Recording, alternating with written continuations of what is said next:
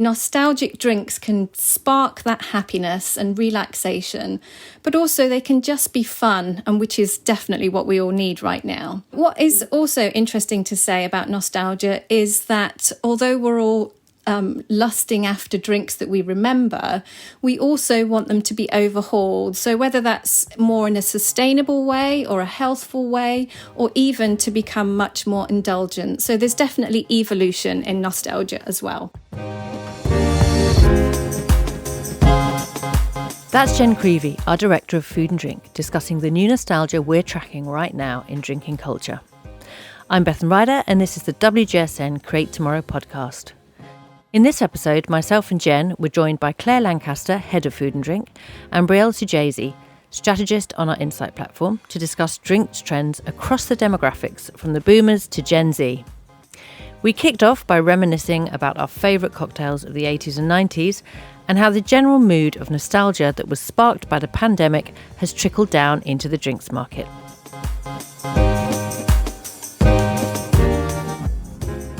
So thinking back to the pandemic, that sparked a wave of nostalgia in many ways and many trends. And you can check out our podcast, episode 26, where we discuss this much more generally. But Jen, how is that playing out in drinks in particular? Like you said, what we saw during the pandemic was a real wistful yearning for a return to either a real or an imagined past, and very much so for comfort and escapism amid all of the fear, the loss, and also the boredom for some in terms of the pandemic. But now, with the ongoing war in Ukraine, with the cost of living crisis and other regional stresses around the world, that desire for nostalgia is rising once again. So, just out of interest, we saw, for example, searches for what is an espresso martini up 300% in 2021. So really, nostalgic drinks can spark that happiness and relaxation, but also they can just be fun, and which is definitely what we all need right now. I'll let Claire tell you about the Dirty Shirley cocktail emerging in New York in a second. But what is also interesting to say about nostalgia is that although we're all lusting after drinks that we remember, we also want them to be overhauled. So whether that's more in a sustainable way or a healthful way, or even to become much more indulgent. So there's definitely evolution in nostalgia as well. But Claire, do you want to explain the Dirty Shirley? Sure. So the Dirty Shirley is an alcoholic spin on a really classic childhood drink in the UK called the Shirley Temple.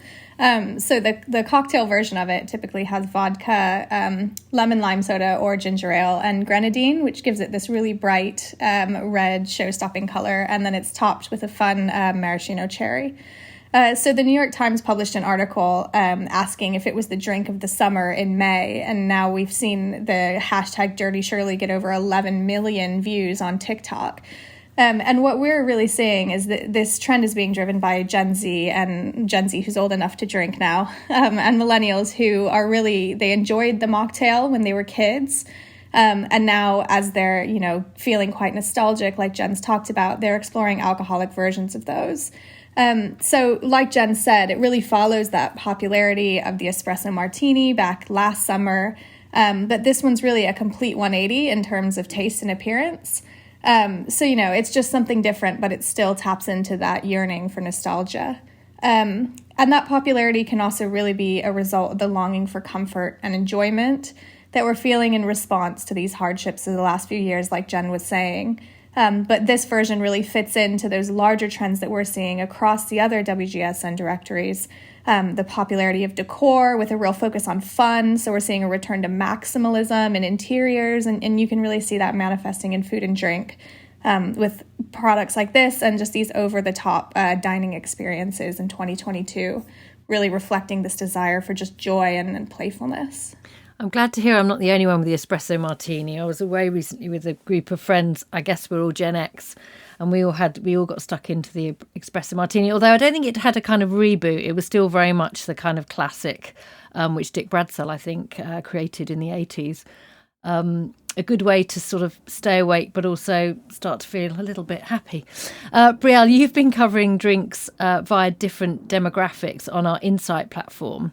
So are you seeing, and we've already talked a little bit about Gen Z and millennials with nostalgia, but are you seeing that play out even more with any of those demographics? Well, starting on the millennial front, we're seeing this interest in them going back to the nostalgic drinks specifically of their childhood, but now just with a healthier twist. So this is especially for those millennials that are in a life stage of becoming parents for the first time.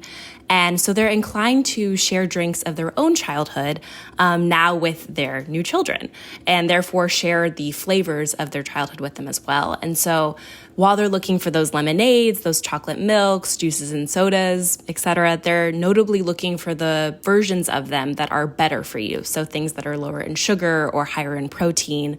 So essentially they're just fusing the comfort drinks and flavors of their youth, but now with their health priorities as parents. But then also on another front, there's this really interesting multi-generational nostalgia coming out between millennials and their boomer parents.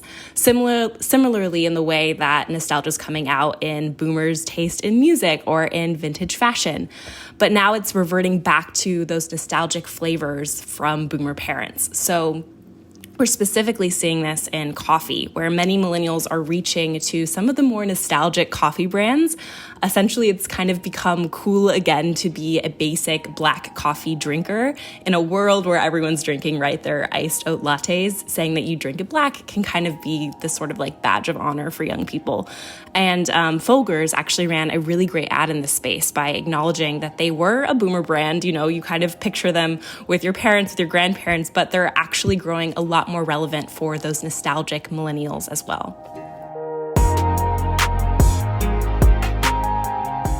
You're listening to the WGSN Create Tomorrow podcast, and we're soaking up the current wave of flavour nostalgia in drinks. Next, Brielle explains the rise in no and low alcohol drinking and why the mindful drinking movement is on the increase among the younger generations.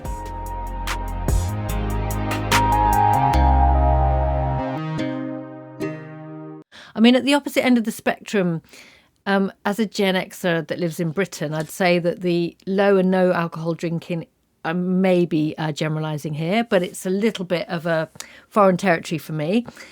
So tell me a little bit about this sort of mindful drinking movement and who's adopting that. Well, I think every generation is kind of taking mindful drinking and making it their own in some way. So obviously for Gen Z and millennials on the younger end of the spectrum, being sober or having a sober, curious lifestyle is a lot more prominent and easier just culturally.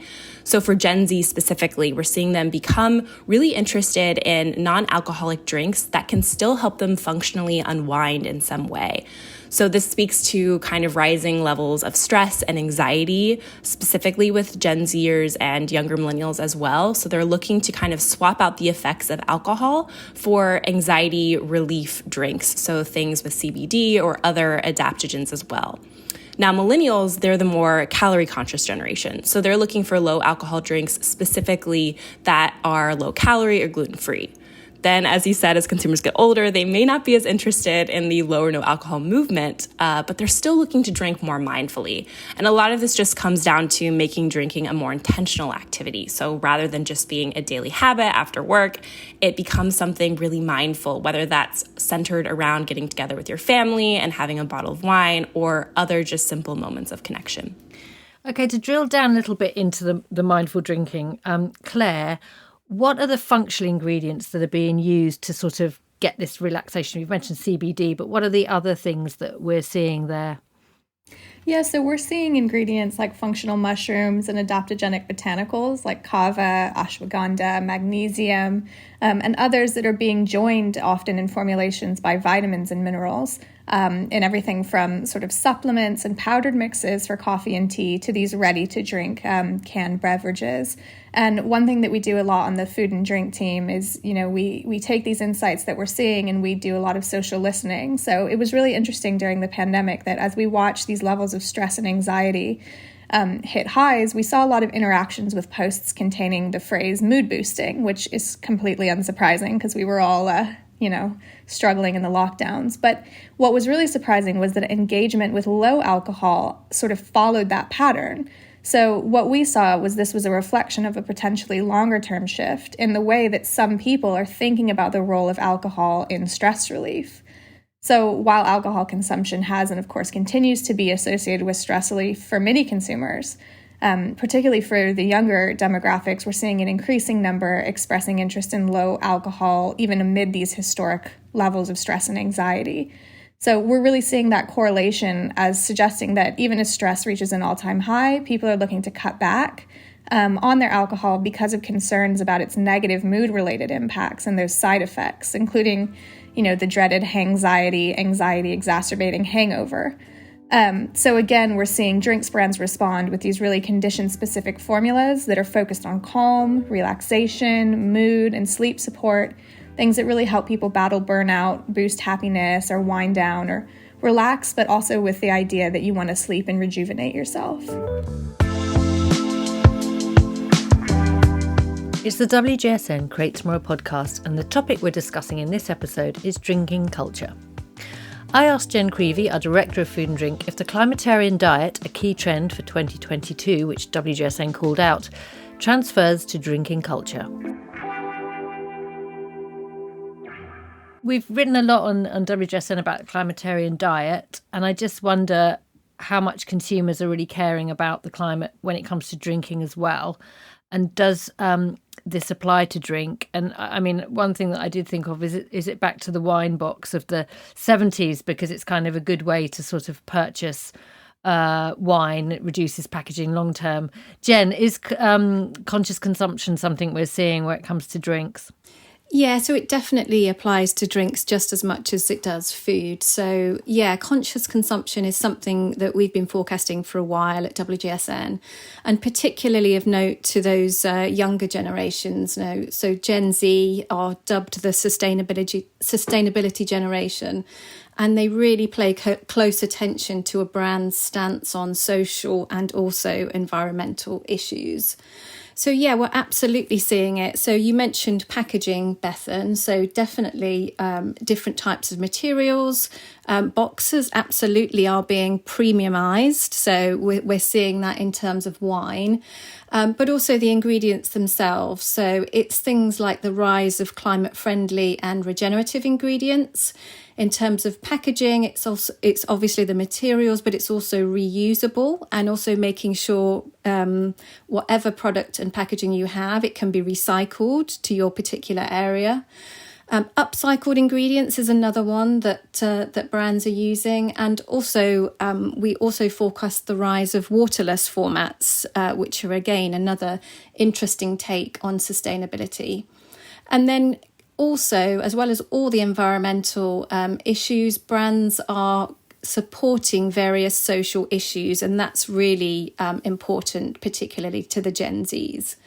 But, taking all that into account, I would still come back to the fact that drinks have to be fun, particularly going out, enjoying, spending time with friends and family.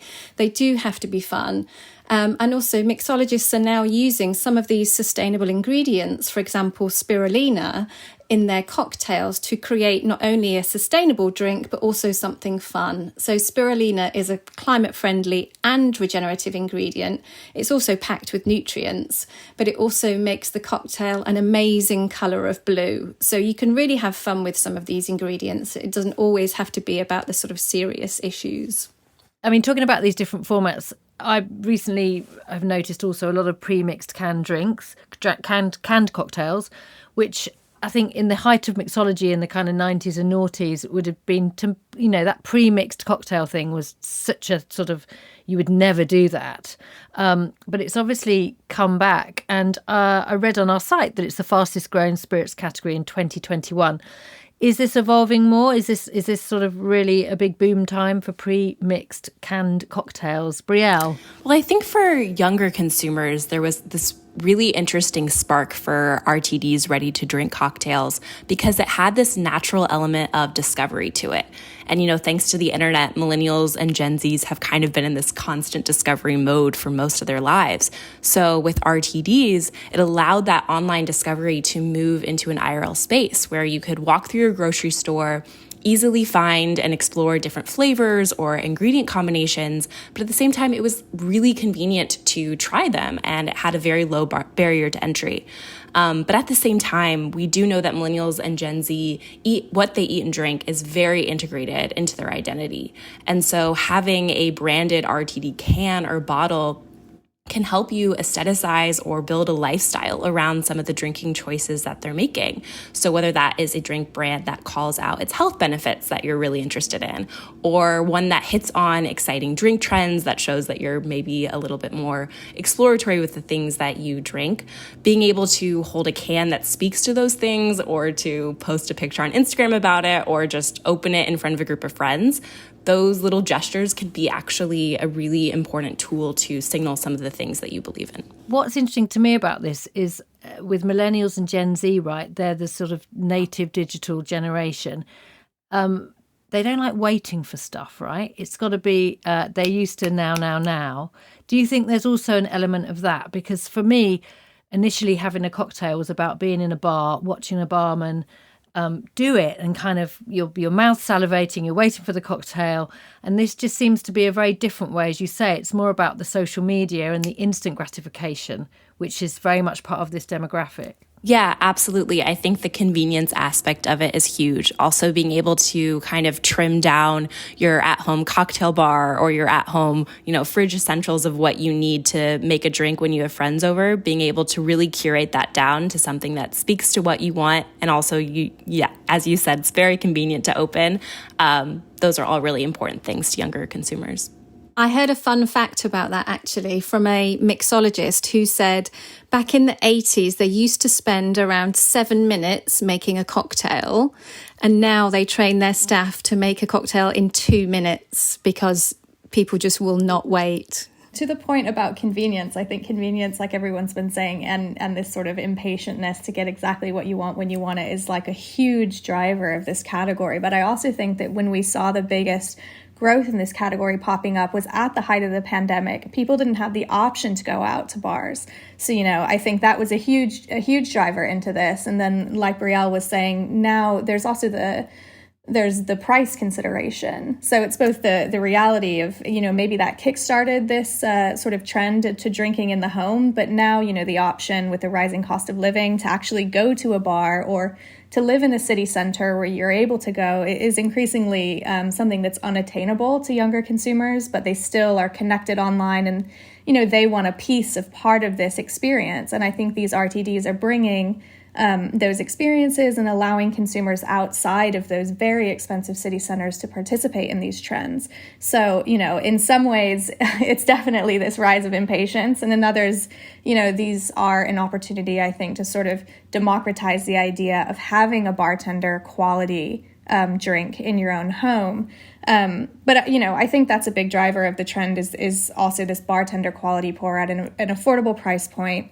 As it evolves, I think we're going to continue to see brands looking to find a niche. This market is really crowded right now, and premiumization is going to be the focus going forward. It is that idea of having something that equals what you could get in a bar in your home.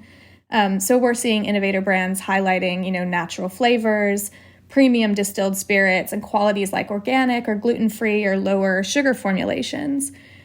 So ingredient transparency and sustainability callouts, those sorts of things will speak to these rising consumer interests in these premium options. These drinks are really now trying to position themselves as equal to what you could get in a bar. And I think, to your point, Bethan, that's sort of that's helped this evolution on from these being like really kind of quite unappealing, nasty, very sugary, very artificial beverages to now being something that's really quite high in quality. So it started particularly in the US with this explosion of hard seltzers, which were kind of an evolution of an Alco Pop, but positioned slightly better. But now it's really transitioning towards this broader variety of sophisticated canned cocktails, meeting this demand for drinks in these global flavors and styles that reflect these generations, their own diversity and their eagerness for this culinary discovery and exploration that Brielle was talking about. I think it's interesting. One that I have tried is because he's full disclosure, a friend, Oliver Payton, who ran the Atlantic Bar, which is where the Sea Breeze kind of took off. He brought Absolute Vodka to the UK, right? He's actually launched, I didn't know they were called RTDs, but he's launched his own. It's called Unknown Pleasures, which I think also ties in very nicely, Brielle, to that whole thing about people discovering these drinks and the discovery level of that. And he's done that with Dre Masso, who is a big mixologist as well. And I have to say their espresso martini they're very good quality drinks. I think it's quite interesting that people with that heritage of the cocktail renaissance in the UK and the US are tapping into this. It suggests that it is a quality thing that's here to stay. And I think the other thing, Claire, which you were saying about the democratization of it, it's also, of course, this outdoor living thing that we are, the outdoor boom, right? People, that has continued, that is behaviour that's stuck post-COVID. And there's nothing nicer than sitting on a beach or on a picnic blanket and having a premium quality RTD cocktail when there's no barman in sight. So I'm applauding them anyway. Yeah, exactly. It is really nice. And as you say, the outdoor boom is definitely ushered these along. Is, when we first were able to leave our houses or our apartments during the pandemic, the only place you could go was to sit in a park for a while with your friends. And that just, it gave this sort of space the time it needed to develop. And I think bartenders who were largely out of work at that time just saw this as an amazing opportunity. And now the quality is so high that it's kind of hard to not see it as a future. I'm Bethan Ryder, your host on the WGSN Create Tomorrow podcast. We're taking a deep dive into drinking culture in this episode. I asked our WGSN experts what spirits and liquors are going to be the next big thing, and will gin's popularity continue to grow?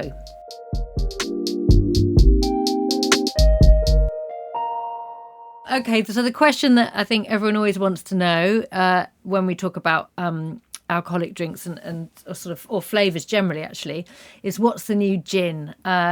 I know, having spoken to Jen, her and I been quite enjoying the margaritas during lockdown, partly because they're so easy to make. Who knew?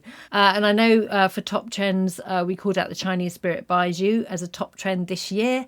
So how has that evolved? Claire, what are we seeing? I can see gin, certainly in the UK, is going to run and run, right? Yeah, I think, we've talked a lot about, what's next, and that's our real focus here. But I think there are these classic categories that people will continue to be drawn to. But there's still evolution within those categories. So gin, which does continue to be very popular in markets like the UK, we're just seeing more craft spirit brands emerging, continuing to evolve those classics. We're seeing a lot of brands using unique botanical blends, harnessing a widening range of flavors and influences from around the world to help them stand out in this very crowded market. As people, continue to drink in their homes, they are looking for that premiumization we talked about earlier, and that's a real route that we're seeing spirit brands follow. But when it comes to cocktails and spirits that sort of do go beyond the classics, we're really keeping an eye on products that have these cultural ties to lesser explored regions and culinary cultures.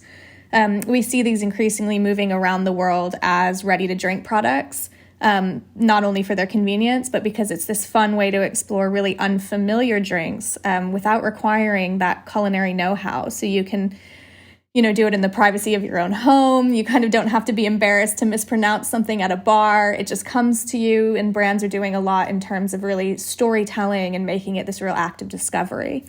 So we expect to see more of these transportive flavors and styles that draw from, and they also complement the global cuisines that are favored by many consumers today. So margarita-style drinks that you mentioned, when people are, having a taco night at home, having some premium tequila and mezcal, but also maybe people are willing to explore some lesser-known Mexican spirits. We've seen a lot of Sotol brands crop up. Sotol's this, it's a plant that's comparable sort of to agave, which is where tequila comes from. It's from the northern Mexican regions of Chihuahua and Durango, and it's made from this plant called the desert spoon, but we're seeing brands like this brand in Austin called Desert Door, offering this sort of made in Texas Sotols from a local strain. But they're accenting it with lemongrass, which is, bringing an East Asian flavor into it. And it's more creamy than some of those hard tequila or mezcal offerings. And we're also seeing quite a lot of accessible sake cocktails and sake seltzers, which it completely makes sense because people love to eat sushi at home. So why wouldn't you want an already prepared, really ideal pairing to have when you take it home? And then we are also seeing a lot of botanical and bitter Mediterranean aperitif-inspired stuff. People are having ingredients like bitter orange and herbs or gentian root, and they're just bringing that little flavor of the summer, having just a little sip when you're at home. Okay, so it wouldn't be WGSN if we didn't perhaps touch upon drinking in the metaverse right now. I've been reading a little bit about NFT drinks platforms for collectors. What else is happening, Jen? Is there a lot of scope here for brands and brand opportunities? Yeah, it's a really exciting space. And one that we're getting questions about all the time in terms of what should we do around the metaverse. And we're seeing brands like Coca-Cola launch limited edition flavours in Fortnite, or Absolute Vodka launching virtual bars in Decentraland. So it's really exciting. But what I think is most interesting is the community-led projects that we're seeing. So innovators are co-creating products with their audiences, and that's something that's really starting to rise. So we've seen brands like the functional beverage brand Taika ran a decentralized product development project whereby NFT holders voted on their preferred recipe and packaging. So it's really about creating a community before you've even launched a product. So you've already got that audience there to launch your product into. Another one is coffee subscription service Board Breakfast Club, which is funded by NFTs, and it hosts in real life breakfast pop-ups. So I think those are the things that are really interesting around the metaverse. It's really these community-led projects that are, allowing customers to co-create products. So really creating the perfect product that they would want to find. But if I can add another point around the metaverse, there's obviously a lot of concern around sustainability and NFTs and the metaverse due to the high energy intensive process of blockchain and cryptocurrency. But drinks brands are working on this. Well, not only drinks brands, a lot of brands are working on this. One example is, so like the regenerative wine industry, which have obviously been practicing sustainable processes for years. So they are looking to enter the metaverse, but in a sustainable way. So one example from the States is Cuvée Collection, which is launching a wine NFT members club. And they have really searched and looked around to find a sustainable blockchain company. So they ultimately partnered with Flow Blockchain by a company called Dapper Labs, and an external survey by Deloitte in its energy consumption review found that this Flow Blockchain, minting each of those luxury NFTs uses less energy than a Google search or an Instagram post. So they really have searched around to find the best way, because they know that trying to get the younger generations interested in wine will mean meeting the younger generations in a different way to the way that they already meet their older generations. So I think that's an interesting part of drinks brands and the metaverse. I'm guessing that it's an exciting space as well because of all the kind of things that have suffered during lockdown. I feel like certainly alcohol, whether it's boom or bust, generally doesn't take a hit from people. People find a way to drink, whether there's an upturn or a downturn in the economy. I just wanted to ask what you'll all be drinking this summer to end. I still, I'm very dull in that I don't seem to be able to move away from Provençal rosé. But what about you, Jen? So I'm also quite boring in this space. As you mentioned earlier, I'm very much still in my margarita phase, although I am experimenting with the mezcals and the sotols, as Claire explained. So slightly more experimental. I've also been training my son to make them for me, which I probably shouldn't admit, but there we go. So that's where I am this summer. I must try the sotol. I'm quite excited about that. Is it as good as everyone says tequila doesn't really give you a hangover because it's so pure? Is that similar? Is that quite a nice pure spirit? I would say so. Yeah, it's. I would try it on its own first before having it in a margarita. But as Claire said, it is a little bit more creamy. It really depends how much you drink, though, Bethan. I'm not sure about that stat about tequila not giving you a hangover either. I don't know if that's true. Brielle, what are you drinking? It sounds like you're maybe a bit healthier than Jen and myself. Well, I think I'm just a very stereotypical Gen Zer. If it's a daytime, I'm reaching for that iced oat latte. And if it's night, it's really just whatever new, trendy, non-alcoholic brand I can find in the grocery store. Claire, what about you? What are you looking to be refreshing yourself with this summer? So I'm also, I'm pretty loyal to the tequila myself as well, but I've been trying this one that we called out on the site a while ago. It's a sort of West Texas cocktail called Ranch Water, and it comes ready to drink. So it's in a can, but it's got tequila, sparkling water, lime juice, and jalapeno, and then I just pour it in a can, and I rim the glass with a bit of tahini, chili, salt, lime for an extra sort of spicy kick, and it takes about 30 seconds after work, and it is incredible. So maybe we can get you on the RTDs soon, Bethan.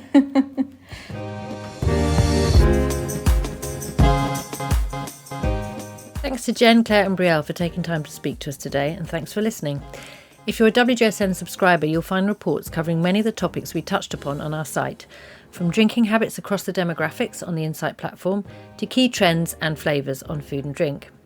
If you want to find out how to subscribe, head over to WGSN.com to discover how you can get access to our service. We're constantly publishing new content focusing on how we can design a brighter, better future for our industries, and that's including food and drink, interiors, beauty, fashion and consumer tech. You can subscribe to this podcast on all major podcast platforms, and if you like what you've heard, why not leave us a rating and review on iTunes? That just leaves me to thank our podcast producer, Roland Bonham. And then to you, happy, safe or mindful drinking wherever you're based.